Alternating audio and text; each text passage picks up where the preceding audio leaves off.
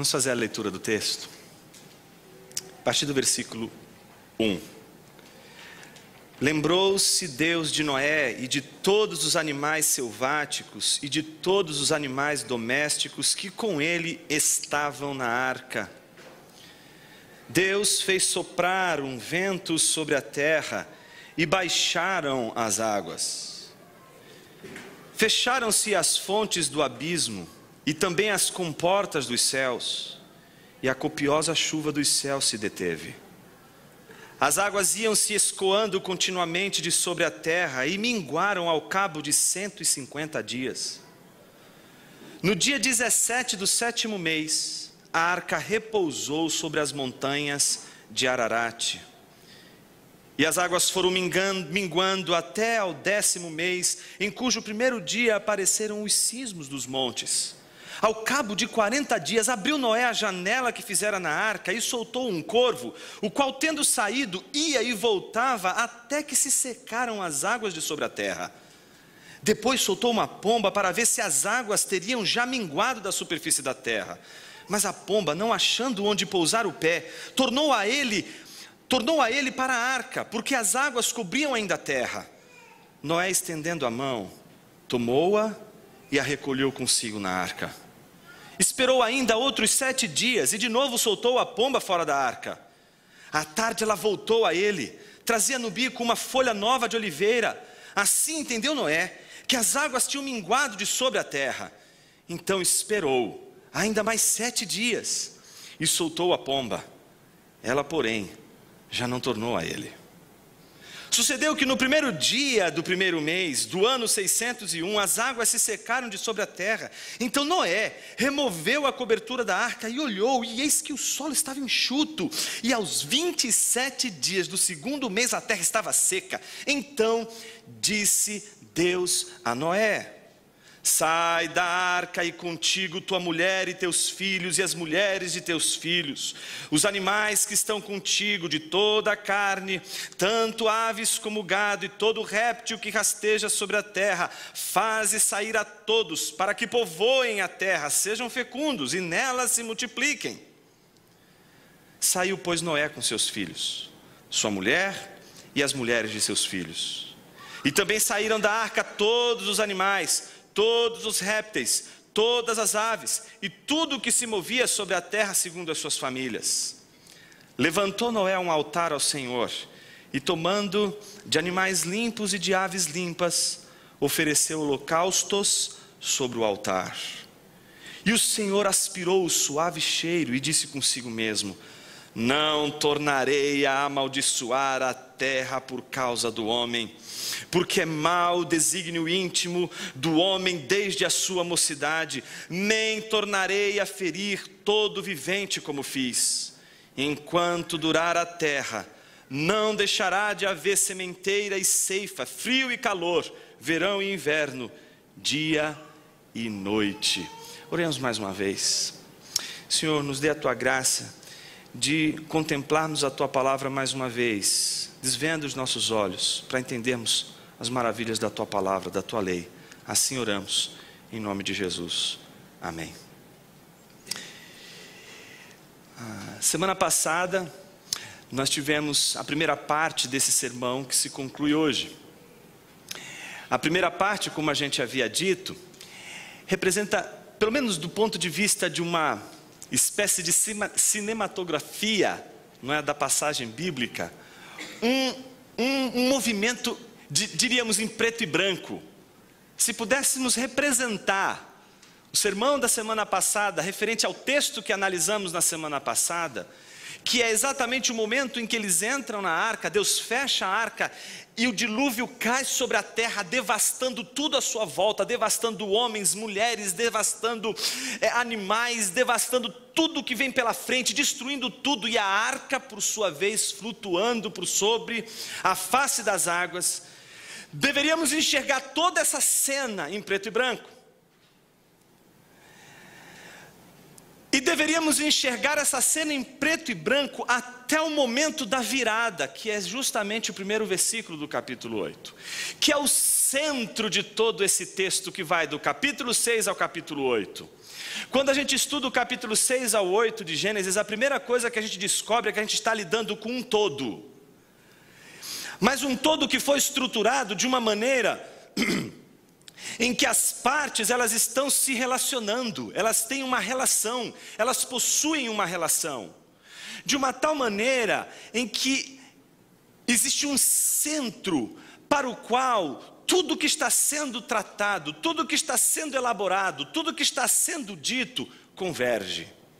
É uma estrutura concêntrica, existe um centro, existe um ponto central entre 6 e 8. E este ponto central é justamente o versículo 1 que diz: lembrou-se Deus.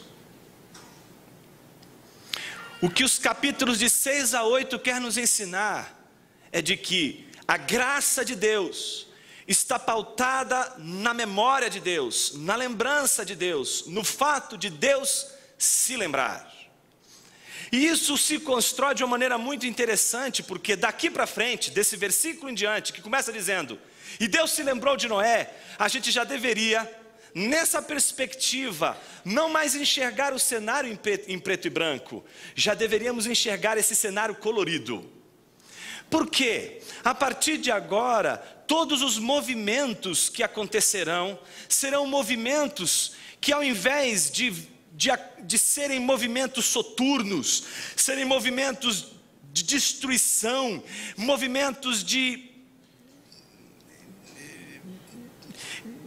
completo caos, agora o movimento é de reconstrução, o movimento é de restauração. Se no primeiro movimento o que a gente se depara é com um momento de desespero, de ausência de esperança, a segunda parte, ela é repleta de esperança, ela é repleta de confiança, ela é repleta de sentido, ela é repleta de um movimento que inevitavelmente representa o Evangelho em qualquer circunstância, que é o elemento da novidade, da boa nova, da boa notícia, da boa mensagem, daquilo que Deus vai anunciar como algo novo e que vai superar toda a catástrofe, toda a tragédia, toda a destruição que se viveu. No entanto, a gente não poderia analisar todo esse movimento de mudança de cenário sem antes considerar o fato de que a salvação de Deus que acontece ali do capítulo 6 ao capítulo 8, ela é um movimento de salvação que representa, digamos assim, a salvação de Deus num contexto em que do começo ao fim de todo o dilúvio ela se apresenta. Como a salvação se apresenta, por exemplo, na primeira parte, onde a visão do dilúvio é tão soturna, tão desastrosa, na própria arca. A arca que Noé construiu não foi planejada por Noé, ela foi planejada por Deus. Isso faz toda a diferença. Deus planejou uma embarcação que não tem remo, uma embarcação que não tem timão. Piadinhas aqui serão sumariamente, retalhadas no final desse culto. Nem âncora. Não há nada que os habitantes daquela arca possam fazer para exercer domínio sobre ela. Todos estão sobre o desespero, todos estão sobre a destruição, todos estão flutuando sobre as águas intempestivas do dilúvio. Mas essa arca não afunda. Essa arca anda por sobre as águas. Essa arca, ela se manifesta de uma maneira em que a confiança e a integridade de Noé está representada exatamente pela própria arca. Noé não construiu uma arca para que ele pudesse controlar. Noé não construiu uma arca que ele pudesse governar. ele construiu a arca tal como Deus queria que ele construísse. Isso foi o que a gente descobriu na semana passada. A cada momento que Deus dá uma orientação, ali em seguida Noé faz o que Deus havia ordenado, e em seguida o texto claramente diz: e Noé fez como ordenara o Senhor. E foi assim do começo ao fim, do começo do ordenamento de Deus, dos detalhes daquela arca até o final. Noé fez exatamente o que Deus queria que ele fizesse. E foi assim, flutuando sobre as águas, não é? Num barco que não poderia, numa embarcação que não poderia ser governada por eles, que não poderia ser ancorada por eles, que não poderia ser dirigida por eles. Foi nessa embarcação, nessa arca, que Noé, sua família e os animais estavam seguros. Eles estavam seguros na sua insegurança, mas na segurança de Deus. Não há segurança na sua segurança. Não há segurança em nada que você planeje em sua vida, cuja segurança esteja pautada única e exclusivamente na tua vontade, no teu querer e nas maneiras pelas quais você enxerga ser o melhor caminho a seguir. Todos os nossos planos de segurança, todas as nossas orquestrações para nos mantermos em pé em momentos de crise, não são suficientes para nos manter seguros diante da devastação, daquilo que acontece muitas vezes em nosso contexto, e sequer podemos ter o controle. A salvação de Deus, ela é a experiência da segurança na nossa insegurança, mas na segurança do Senhor. Somos inseguros com relação ao controle da arca, mas quando sabemos que fizemos a arca tal como Ele pediu para que ela fosse feita, a nossa segurança já não está mais em nós, já não está mais na arca, está naquele que ordenou que a arca fosse feita exatamente do jeito que Ele julgou ser adequado. No entanto, quando a gente observa a arca, é inegável que essa arca apresente ali uma espécie de símbolo da graça. O que significa símbolo da graça? A ideia de que a salvação, ela é algo que é operada, é algo que Deus faz segundo sua vontade, segundo seus critérios. É a salvação da qual o homem não participa em nada. É uma salvação em que o homem depende única e exclusivamente de Deus e do seu direcionamento, de sua maneira de conduzir, de sua maneira de levar a arca ao seu termo. É nesse sentido que a própria construção da arca é suficiente para demonstrar o caráter de Noé. Diferente de Adão, Noé confiou na ordem de Deus, confiou no plano de Deus, confiou na maneira pela qual Deus estabeleceu o meio pelo qual Ele salvaria o seu povo. Noé confiou nos meios de Deus de salvar o seu povo. Isso mostra que, no mínimo, o antagonismo entre a semente da serpente e a semente da mulher está sempre na questão relacionada à confiança em Deus.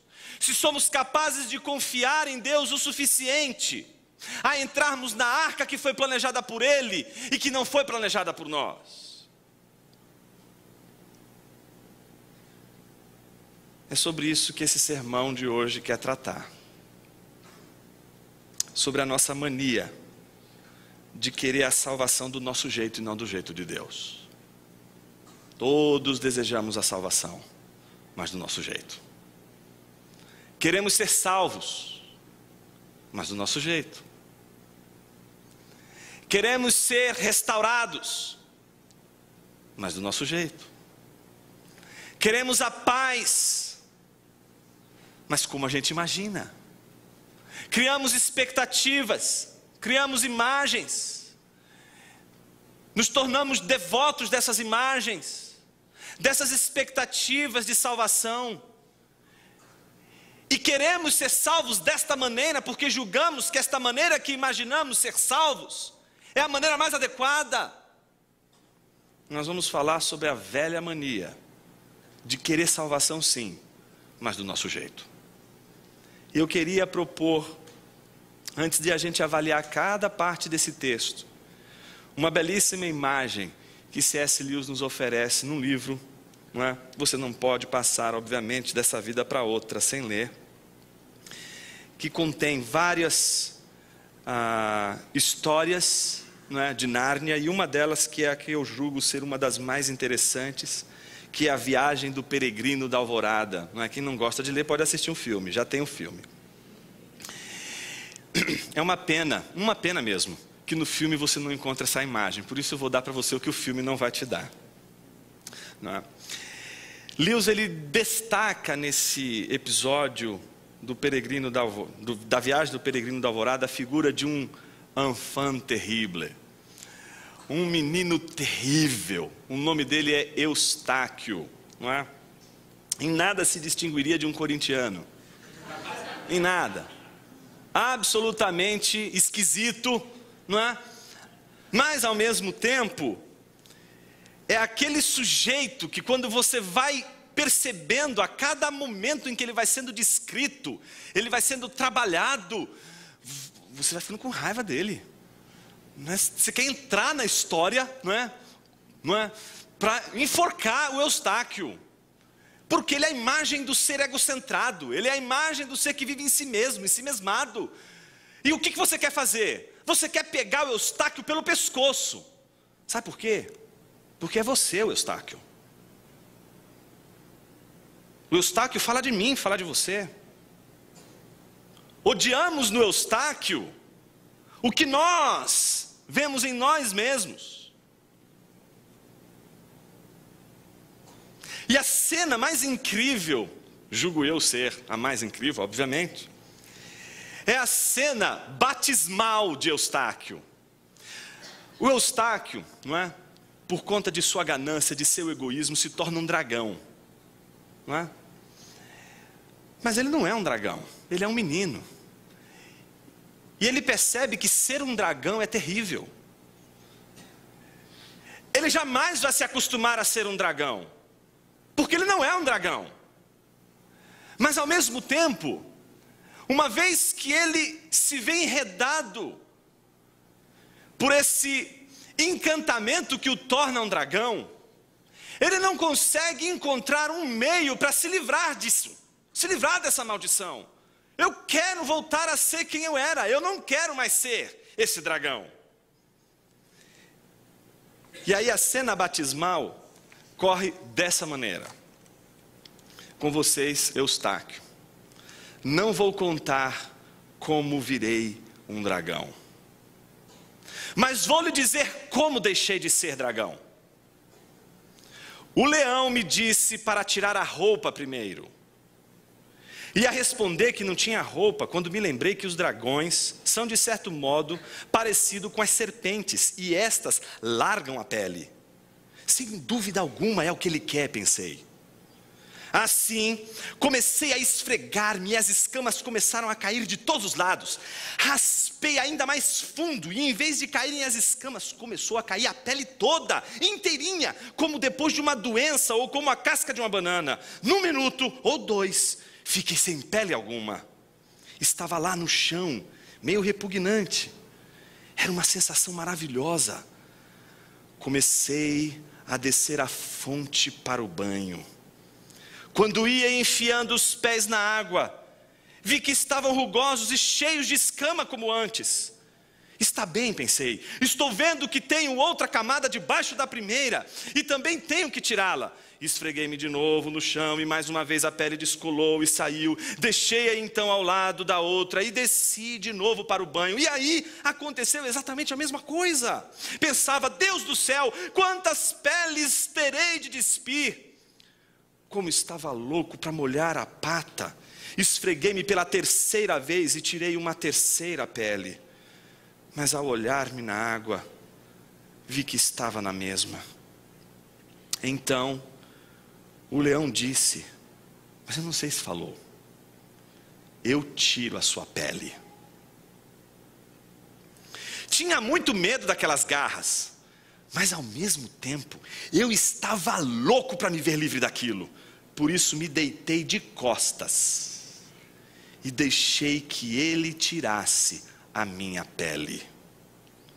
A primeira unhada que ele me deu foi tão funda que julguei ter me atingido o coração. E quando começou a tirar minha pele, senti a pior dor da minha vida. A única coisa que me fazia aguentar era o prazer de sentir que me tirava a pele. É como quem tira o espinho na carne. Um lugar dolorido. Dói para valer, mas é bom ver o espinho sair. Eu quero me dirigir hoje aos dragões que estão tentando tirar suas peles com suas próprias mãos. Eu quero me dirigir a você que tem tentado com suas próprias mãos, com sua inteligência, com o brilhantismo que Deus te deu, com a destreza que você tem, dons e talentos maravilhosos que Deus te deu, tentar tirar essa escama de você. Eu quero me dirigir a você que tem tentado de todas as formas encontrar salvação com as suas próprias mãos.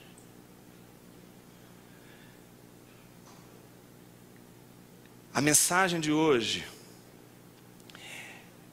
é a palavra de Deus direcionada ao nosso coração de uma tal maneira que o que ela exige de mim e de você não é outra coisa senão vulnerabilidade. O desafio do sermão de hoje é o desafio da vulnerabilidade. É o desafio daquele que diz: eu não vou mais tirar as minhas escamas. E mais do que isso, é o desafio daquele que se coloca de costas, vulnerável, totalmente vulnerável, para ser golpeado pelo leão. É interessante como é difícil a gente ser vulnerável. Sabe por quê? Para você se tornar vulnerável, você precisa de confiança. Como o casamento, ele necessita da vulnerabilidade. Seres invulneráveis não conseguem ser felizes no casamento. Casamento só pode ser vivido num ambiente de mútua vulnerabilidade. Porque vulnerabilidade é a capacidade da confiança, é a capacidade de você se entregar, é a capacidade de você permitir ser tocado. E não só isso, de permitir-se numa situação que você jamais se colocaria, a não ser se você confiasse o suficiente. É isso, meus irmãos, que eu acredito que Deus quer do homem desde o Éden. Vulnerabilidade é uma palavra para traduzir andar com Deus. Vamos ver como isso se dá no texto. Para isso, eu queria dizer que a gente vai falar sobre, na verdade, 4 pontos. Hoje eu estou extrapolando o modelo batista de esboço de sermão, que é geralmente 3 pontos. Vamos para os 4 pontos. Nesses 4 pontos eu queria defender a seguinte tese: a salvação, que é contra a nossa imaginação, mas é a salvação de Deus, essa que faz com que o leão enfie as suas garras e atinja o nosso coração e nos transforme de uma vez por todas. Ela vem de Deus, no tempo de Deus, segundo a vontade de Deus, para a glória de Deus. Primeiro, ela vem de Deus. Segundo, ela é segundo a vontade de Deus. Terceiro, no tempo de Deus. Quarto, para a glória de Deus. O texto que a gente vai ler de Gênesis 8, ele está organizado da seguinte maneira. Primeiro a gente tem um discurso, não é, que apresenta ali Deus em ação. Logo em seguida, o texto já mostra Noé em ação. Esse é o segundo momento do texto. O terceiro momento do texto, Deus discursa a Noé, ordenando a Noé, mais uma vez. A quarta parte, Noé agora se dirige a Deus, não para discursar para Deus, mas para oferecer culto a Deus. E por fim, Deus não se dirige novamente a Noé, mas se dirige a toda a humanidade, ecoando exatamente o mesmo versículo, a mesma linguagem do versículo de número 5 do capítulo 6. Fechando, portanto, toda a história que começou do dilúvio, lá no capítulo 6, e terminou no último versículo do capítulo 8. Comecemos com o primeiro tópico. A salvação vem de Deus, do versículo 1 ao 5. Esse primeiro aspecto mostra que a salvação, ela possui um aspecto procedente, ela vem de Deus, ela procede de Deus. Se você não quer salvar-se a si mesmo, se você não quer mais usar os seus próprios recursos para se salvar, se você quer ser salvo pelo Cristo, se você quer ser salvo por Deus, se você quer provar da salvação que vem de Deus, esta salvação precisa ser um ato exclusivo de Deus, tem que ser um ato que procede única e exclusivamente de Deus. Você não pode tentar tirar as suas escamas, porque você não vai conseguir tirar as suas escamas tão profundo quanto é necessário. Você não vai conseguir tocar o seu coração como você poderia tocar e o que seria necessário ser tocado ao ponto de ser transformado. Então, em primeiro lugar, a salvação, ela vem de Deus. Isso se manifesta exatamente no versículo 1, quando o texto diz que Deus se lembrou de Noé. Deus se lembrou de Noé porque Noé andava com Deus. Uma das coisas impressionantes aqui é o foco no relato em Deus, que se lembra de Noé. E se lembra de Noé justamente porque Noé é aquela figura da descendência da mulher, não é? Que anda com Deus, que reflete a experiência que Deus queria que Adão desfrutasse no Éden. Se vocês lembram muito bem, Gênesis capítulo 3, depois de o homem pecar, na viração do dia, o que Deus está fazendo? Andando no jardim. E Ele está andando no jardim, querendo andar com quem? Com Adão. Mas Adão já não anda mais com Deus. Então, depois do julgamento de Deus, a gente vê duas descendências. A descendência daqueles que não querem andar com Deus e a descendência daqueles que querem andar com Deus. A descendência daqueles que querem andar com Deus é a descendência daqueles que andam com Deus como Enoque e que Deus os leva para si. Mas é também a descendência daqueles homens que andam com Deus, mas Deus não os leva para si, mas permite que estes homens que andam com Deus andem também no mundo dos homens como quem anda com Deus. E esse é o caso de Noé. Noé é o homem de Deus que anda com Deus no mundo caótico, no mundo marcado pela corrupção, no mundo marcado pela maldade.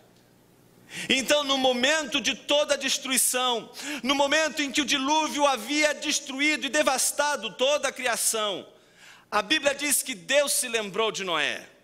E ao se lembrar de Noé, todo o movimento de Deus é um movimento semelhante ao de Gênesis capítulo 2 em diante. O movimento do Deus que olha para a terra e começa a colocar em ordem o caos. O movimento em que o mundo está em caos, o movimento em que o mundo está coberto das águas. O movimento em que o mundo agora está em completa destruição. Este Deus agora começa a fazer o movimento de colocar ordem no caos, para que o mundo se torne novamente, não é, um mundo habitável, para que o homem possa habitar novamente o mundo, e o mundo possa ser novamente seguro para o homem. Então o que Deus faz? Deus sopra um vento sobre a terra e baixam as águas. Essa é uma expressão que você vai ver em Gênesis o tempo todo. São aqueles momentos em que o Espírito de Deus, o Ruach Yavé, ele aparece na cena como aquele que vai conduzir o vento do Oriente, o vento do Ocidente, para mudar a história, para mudar contextos, para mudar realidades. É o vento, por exemplo, que abre o Mar Vermelho. É o vento que faz as águas secarem. É o vento que faz com que o profeta saia de um lugar e seja levado a outro lugar. Então esse mesmo vento agora é soprado sobre as águas de uma tal maneira que as águas começam a baixar. As fontes do abismo e as comportas dos céus, elas são fechadas. A terra então começa a provar dessa água que está minguando. E o texto diz que as águas foram minguando até o 10º mês, versículo 5, em cujo primeiro dia apareceram os cimos dos montes. É nesse contexto que a arca pousa sobre as montanhas de Ararat. Então, o que esse texto está dizendo num primeiro momento? Que a salvação vem de Deus.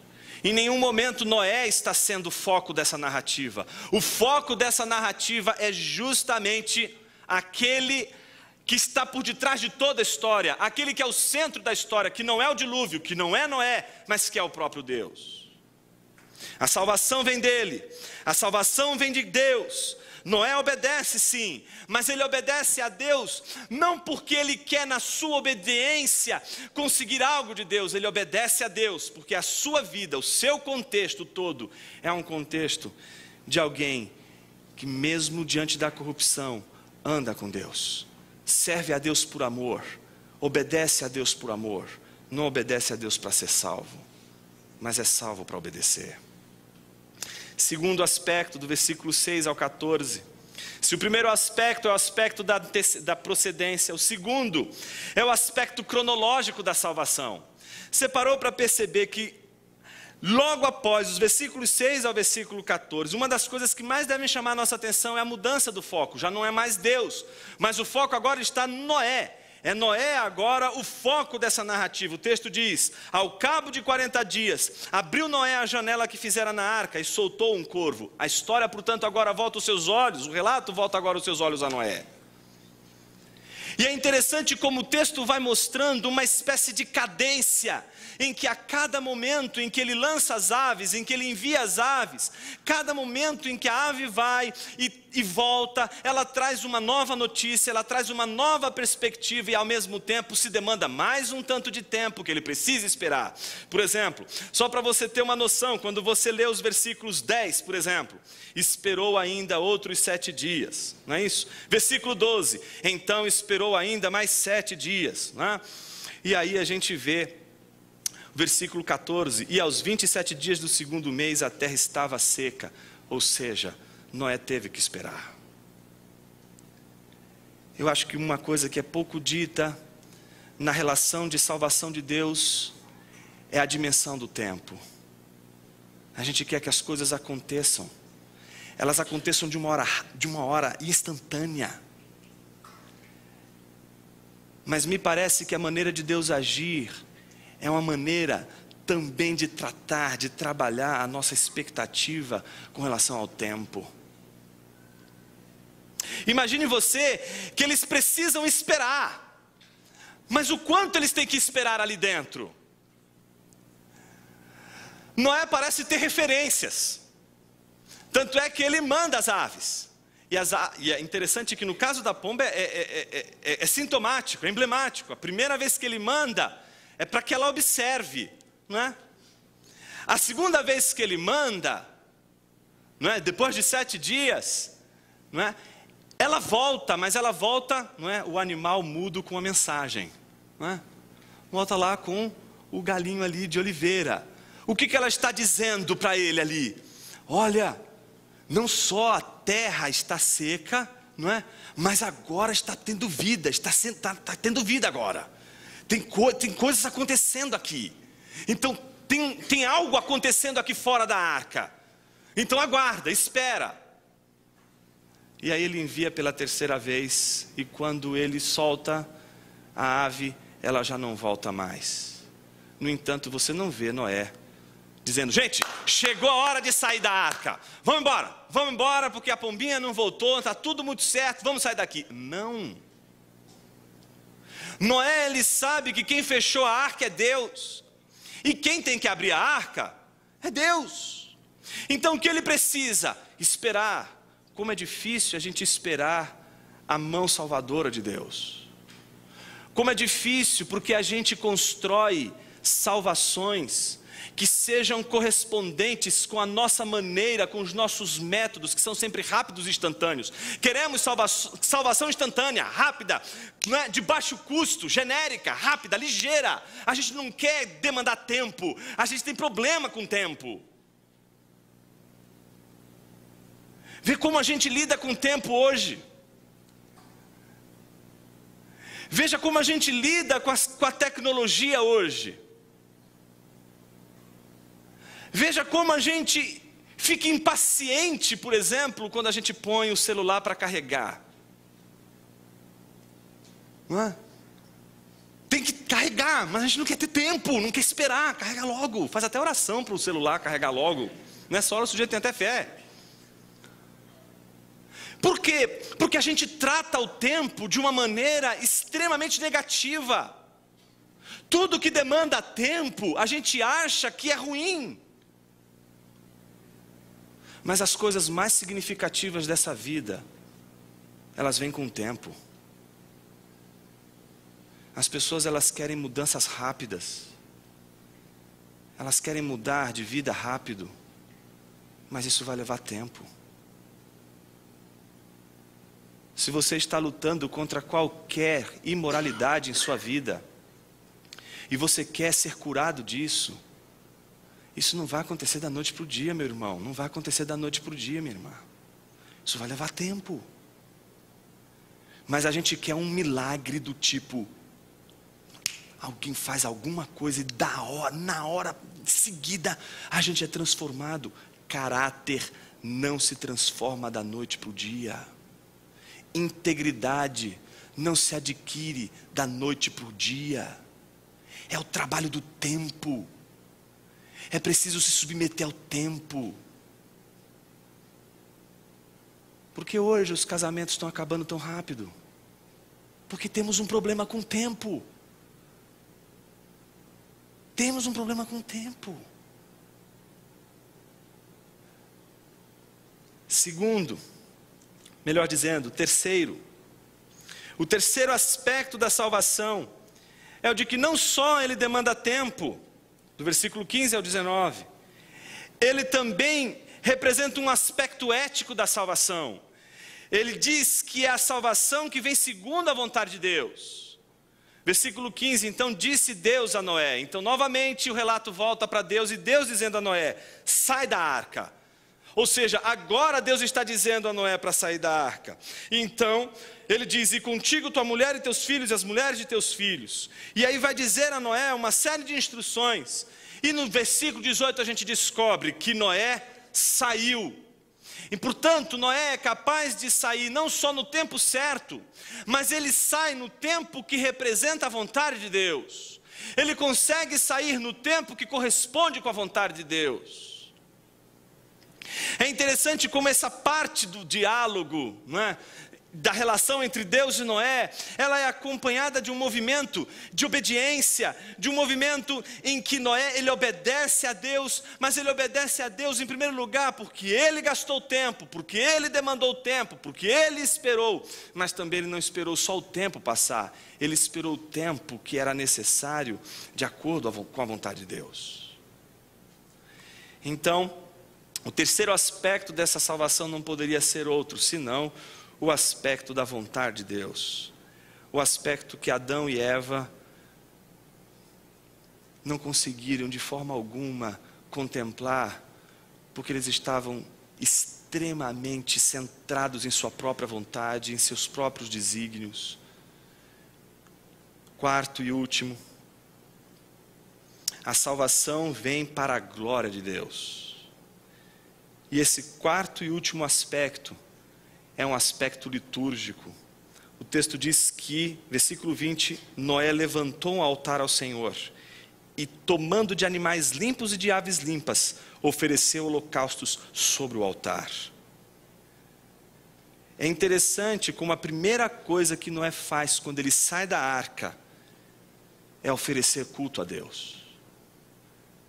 Noé mostra com isso que todo o movimento dele é um movimento de uma vida centrada em Deus. Andar com Deus, portanto, é centrar sua vida em Deus. É fazer com que tudo à sua volta, inclusive você mesmo, se perceba como obedecendo uma constelação que gira ao redor de Deus, e não ao redor de nós mesmos. Somos ensimesmados. Vivemos de uma maneira em que queremos que todas as coisas girem ao nosso redor. No entanto, a salvação que vem de Deus, ela é descentralizadora, ela vai descentralizar o teu ego. Ela vai tirar você do centro. A salvação, do jeito que Deus quer, exige autoesquecimento. A salvação do jeito que Deus quer exige que você não mais imagine as coisas do jeito que você quer, mas que você receba a salvação do jeito que Deus quer. Como isso é difícil. A gente quer fazer a igreja, por exemplo, do jeito que a gente quer. A gente quer fazer as coisas do jeito que a gente quer, mas a gente quer fazer tudo isso para Deus. Só que aquilo que glorifica a Deus não é aquilo que você quer fazer. O que vai glorificar a Deus é a nossa obediência. É fazer aquilo que Deus quer, segundo o que Ele quer, segundo a sua vontade, não segundo a nossa vontade. Deus não é glorificado quando nós resolvemos dar a Ele o que queremos. Deus é glorificado quando damos a Deus o que Ele quer. Por isso não é o nosso caminho, não é o nosso desejo, mas é a vontade dEle. Como isso é difícil. As nossas igrejas hoje embarcaram no movimento de salvação centralizado no homem. E o movimento de centralização no homem entende que a redenção de tudo está no próprio homem. Por isso as pessoas não conseguem mais frequentar as igrejas para servir, elas querem frequentar uma igreja para consumir, elas querem engolir os produtos espirituais que são vendidos pelas igrejas. Ser igreja é corresponder ao modelo litúrgico da salvação, que faz tudo para a glória de Deus, que faz tudo para que Ele seja exaltado. Tem um livro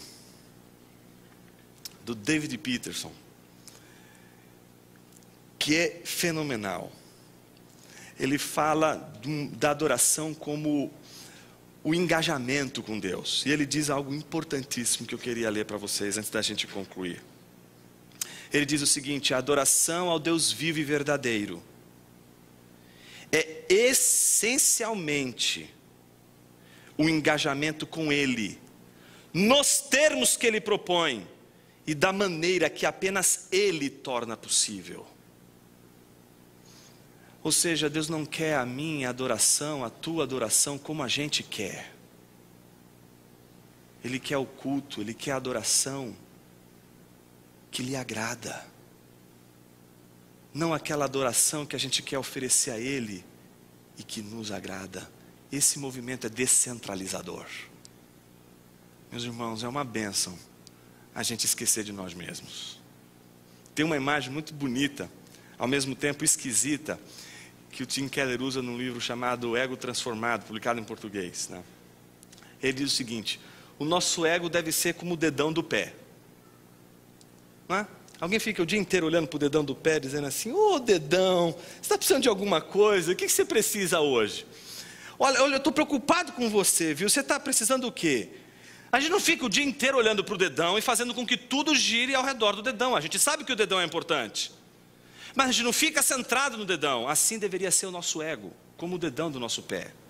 Algo importante, mas não algo que a gente deveria se preocupar tão exacerbadamente como a gente se preocupa 100% do nosso tempo.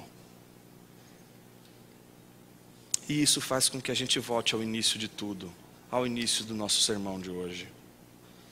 Versículo 21 e 22 é o desfecho de todo esse movimento, é o fim do dilúvio. E diz assim: o Senhor aspirou o suave cheiro e disse consigo mesmo: não tornarei a amaldiçoar a terra por causa do homem. Ou seja, Deus recebe a adoração de Noé. Mas ao mesmo tempo ele diz: não tornarei a amaldiçoar a terra por causa do homem, porque é mau desígnio íntimo do homem desde a sua mocidade. Ou seja, Deus promete que não vai mais destruir a humanidade como Ele destruiu, Ele não vai mais destruir da maneira como Ele fez, não é? Mas Ele diz o motivo: porque é mau desígnio íntimo do homem. Ou seja, o dilúvio não foi suficiente para redimir o homem. O dilúvio não foi suficiente para lavar a imoralidade do homem e afastar a imoralidade de uma vez por todas. O dilúvio não pôs um fim na maldade humana. A maldade humana vai continuar. A maldade humana vai permanecer. O homem vai continuar mal. Mas o que não mais vai acontecer é Deus quem não vai mais agir como agiu. O homem vai continuar sendo mal, Mas Deus vai mudar a sua maneira de lidar com esse homem. E Ele não vai mais trazer o juízo do dilúvio. Ele vai tratar com a maldade do homem de uma outra maneira. Isso fica claro quando a gente lê o versículo de número 5 do capítulo 6, não é? Que é o começo do texto. Viu o Senhor que a maldade do homem se havia multiplicado na terra, e que era continuamente mal todo o desígnio do seu coração. Então se arrependeu o Senhor de ter feito o homem na terra, e isso lhe pesou no coração. E aí Deus decide mandar o dilúvio. O dilúvio aconteceu, o homem continua mal. E então Deus diz: não tornarei a amaldiçoar a terra por causa do homem, porque é mau desígnio íntimo do homem. O que devemos então concluir desse desfecho? Que o dilúvio não efetuou, em primeiro lugar, nenhuma mudança fundamental na humanidade. A humanidade não mudou por conta do dilúvio. Mas ao mesmo tempo, a maneira de Deus se relacionar com a humanidade vai mudar. Ele não mais vai ferir toda a criação por causa do pecado dos homens. Os homens voltarão a pecar, mas a maneira pela qual Deus vai lidar com o pecado dos homens não será mais da mesma maneira que o dilúvio.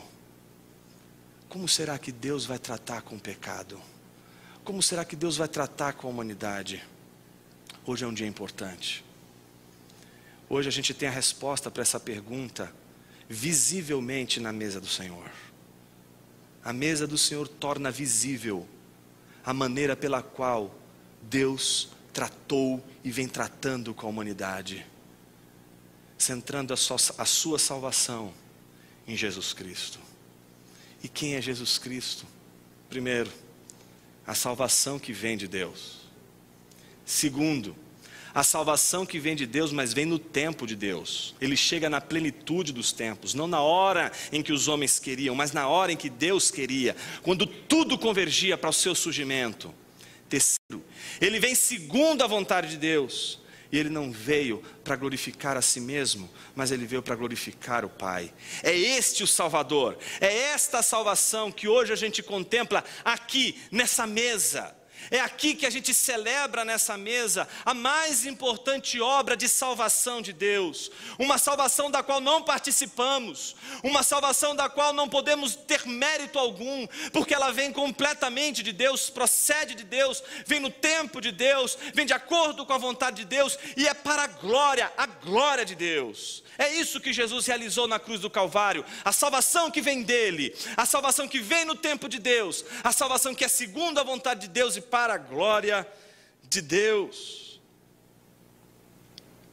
Portanto, se você é um dragão e está se perguntando: Jonas, como eu faço para tirar essas escamas? Como eu deixo de ser um dragão, como a gente viu no início do sermão de hoje?